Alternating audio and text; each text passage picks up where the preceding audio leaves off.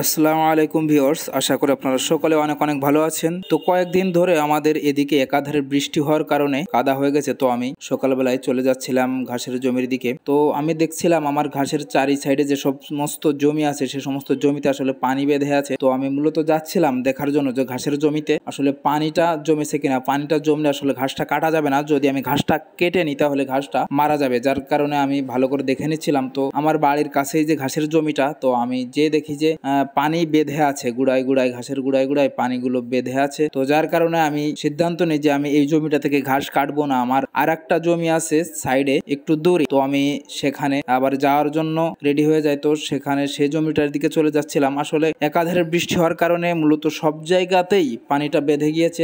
এদিকে উঁচু জমিতেও আমাদের এদিকে পানি বেঁধে গিয়েছে। তো যার কারণে আমি কিছুক্ষণের মধ্যে আবার চলে আসলাম আমার আরেকটা জমিতে। নতুন যে জমিটা নিয়েছি সেই জমিটাতেও আসলে আমি যে ঘাসটা লাগানোর পর সেই জমিটাতে আপনারা দেখতে পাচ্ছেন যে আসলে পানি জমে আছে। তো দীর্ঘদিন যাবত পানি জমে থাকলে আসলে ঘাসগুলো মারা যেতে পারে। তো আমার এই সাইডে আবার আর একটা জমি আছে যে 3 কাঠা, আপনারা দেখতে পাচ্ছেন দূর থেকে ওই দেখা যায় ওইখানে বড় বড় ঘাস। তো আমি দেখতে আসলে ওইটা কাটা যায় কিনা আমি আসলে ইতিমধ্যেই সেখানে চলে আসি এবং যে দেখি যে এই জমিটা অনেক উঁচু। তো আলহামদুলিল্লাহ এটাতে পানি বাঁধে নাই এবং জমে নাই, যার কারণে এটা থেকে ঘাস কাটা যাবে। তো আমি এইখানে বাস্তা এবং দড়ি দোড়া রেখে আমি নতুন যে জমিটাতে আবার ঘাস নতুন করে লাগাইছি 5 কাঠা জমিতে, অর্থাৎ 12 শতক জমিতে। তো ওইটা আমি আবার ভালো করে দেখতে যাচ্ছিলাম আসলে ঘাসগুলো কি পুনরায় আবার লাগানো লাগবে কিনা। তো আমি যে দেখি যে আলহামদুলিল্লাহ মোটামুটি কয়েকটা ঘাস মারা গিয়েছে, বাদ বাকি সব ঘাসগুলোই বেরিয়ে গেছে। তো বৃষ্টিটা থামলে পানিটা শুকালে আমি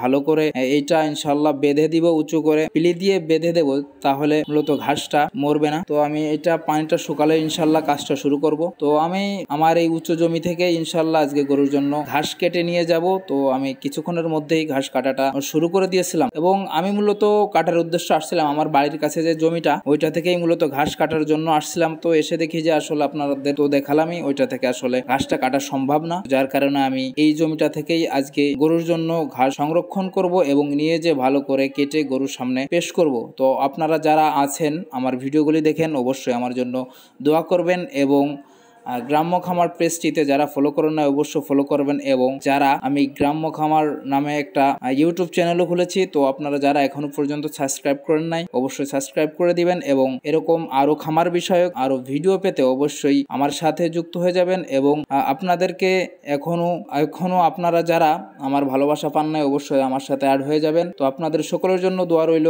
সকলে ভালো থাকবেন। আসসালামু আলাইকুম এবং সকলেই আমার জন্য মন থেকে দোয়া করবেন। আসসালামু আলাইকুম ওয়া রাহমাতুল্লাহি ওয়া বারাকাতুহু।